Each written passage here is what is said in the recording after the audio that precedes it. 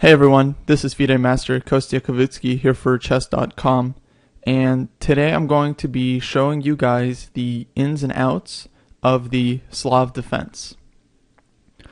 So after d4, d5, c4, the Queen's Gambit, we've already covered how the play usually proceeds if Black chooses to play e6, which is known as the Queen's Gambit declined.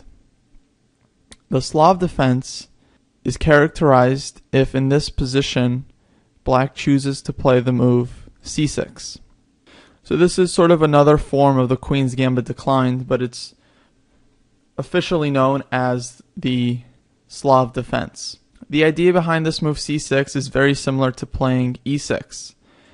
If White takes on d5, Black is ready to recapture with a pawn and retain control of the square e4, not allowing White to establish a strong center.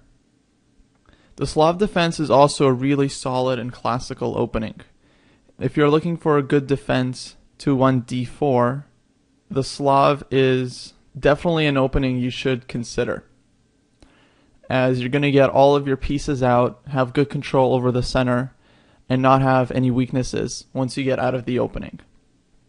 The main difference between the Slav and the orthodox Queen's Gambit declined, where Black plays e6 on move 2, is that Black doesn't immediately block in this light squared bishop. And this is important because in most d4 openings, Black's main problem, especially in the Queen's Gambit declined, is figuring out a way to develop the bishop on c8. It's usually not easy to find a good square for that bishop where it can play an active role in the game. So here White pretty much has two options. He can develop one of his knights, either knight f3 or knight c3, and then after knight f6, develop the other knight. And this is the most classical way to meet the Slav, just developing the pieces. And White also has another option here to play c takes d5. And after Black recaptures, this variation is known as the Exchange Slough because of the exchange of the pawns on the 5th rank. And I would recommend players facing this line as White to play this way only if you're not looking to study a whole lot of theory and you just want to get a simple position out of the opening. In that case, this is a really good choice because the play here develops very simply. Both sides just develop their pieces towards the center, and the player playing White is going to try to prove that his extra tempo, or the advantage of the first move, is going to be worth something. But honestly, if Black plays accurately and sticks to general opening principles, he really shouldn't have any problems in this line. So a more ambitious way to play this opening for White is to start by developing your knights. And at this point, Black sort of faces a small dilemma. The natural move here would be to just develop this bishop to either f5 or g4. But the problem with developing the bishop this early is that it leaves this b7 pawn undefended. And White here can immediately take advantage by playing c takes d and queen b3.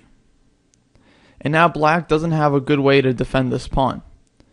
Playing b6 would just weaken the light squares, and then when White plays e3 or even e4 sometimes, he's going to be threatening bishop b5 check, which can be really unpleasant to deal with the pawn on b6.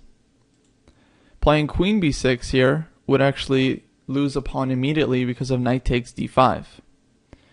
And if Black trades queens, then White has this move, knight takes f6, check. And after White recaptures a queen, he's going to be up a clear pawn. And playing something like queen d7 just allows White to build a strong initiative with knight e5. Followed up with bishop f4, rook c1, pushing the e pawn, and then bishop b5. And White already has a very serious attack. So because of that, the main move here is for Black to play d takes c4. And the point of this move is that while White is spending time to recapture this pawn, black is going to be able to develop his bishop, and white won't have the b3 square for his queen to harass the b7 pawn. I want to mention that this isn't the only move black can play here. He also has two other really serious options. The first one is to play e6, and this is known as a semi-Slav opening. I would say it leads to a completely different set of positions. So I believe it really just deserves its own video, so I won't be covering that today. The other option is for black to play a6, which is known as the chameleon Slav, because this is a really flexible move and it's almost a waiting move, because black just wants to see what white does first, and then he'll decide what to do with his bishop. But this is another very serious opening and leads to a variety of other positions that we won't be looking at today. But for today, I just wanted to show the lines after d takes c4. And this is definitely the main line of the Slav defense. So now black is ready to play b5 and defend his pawn, after which white will have a lot of trouble winning his pawn back and will have to play down a pawn. So although white here can try moves like e4 or e3, the most critical move here, and the one I would recommend, is to play a4, which stops black from playing b5. So now black can play bishop f5, and again white doesn't have queen b3 harassing the b7 pawn. And here white has a few different options. The most classical one, e3, and then after e6, bishop c4, bishop b4, castles, knight bd7. We reach a position that's really close to being equal. If anything, maybe white has a tiny advantage here, because he has slightly more space and better control over the center. But black's position here is very solid, and as you can see, all of his pieces are developed, and white is still unsure about what he's going to do with this bishop on c1. So I would say that black really shouldn't have too many problems here equalizing. White's plan in this position is to organize the advance e3, e4, and he usually plays moves like queen e2 to make this happen. And black, after he completes his development by castling, usually wants to break in the center with either c5 or e5 and challenge white's space advantage. And those two plans are pretty simple and easy to remember, and that's pretty much all you need to know to play this line for either side. More complicated move here is to play knight e5, wanting to win the pawn back with the knight this way, and then prepare to immediately build a strong center with e4. Sometimes supported with this move f3 and then e4, and sometimes with g3, bishop g2, and e4. And this is definitely a more ambitious way for white to play. And against knight e5, black here has two main options here. The first is to play knight bd7, and then after knight takes c4, black can try either knight b6, trying to get a solid position in the center, following this move with moves like a5, e6, bishop b4, and castling. And this line is pretty similar to the line where white plays e3 on move 6. And black also has a sharper option here to play queen c7. And this is a very dynamic choice, and black's idea here is to strike back in the center with e5. And this line is quite sharp, but if you're interested in it, I definitely recommend you studying it further, because it leads to really rich and interesting play for both sides. And black's other option in this position here is to play e6. And now white can choose to develop normally with a move like e3, followed by bishop takes c4. Or if white is feeling more ambitious, he should look into playing this move f3, which I won't get into this video because it's quite complicated. But if you're more interested in this line or with the lines with knight bd7 on move 6, I recommend you going to Chess.com and checking out the Openings Explorer, where you can find a lot more information about this line and go study it as deeply as you'd like.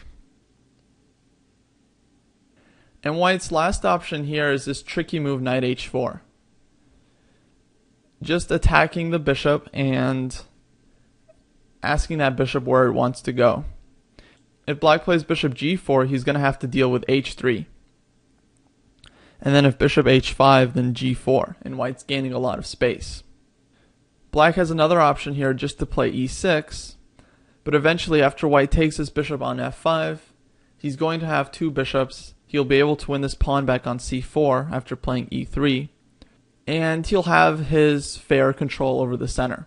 Probably black is okay in this line because the pawn on f5 will be able to control this e4 square quite nicely, and black will have really good control over the light squares, which makes his position playable. Another option is just to go back to c8. This move is basically telling white that his knight on h4 is not doing such a great deal on the side. And usually white will try to justify this move by playing something like e3 or e4 and just leaving the knight on h4 for a little while until he develops the rest of his pieces. And the last move here, probably the most critical one, is bishop d7.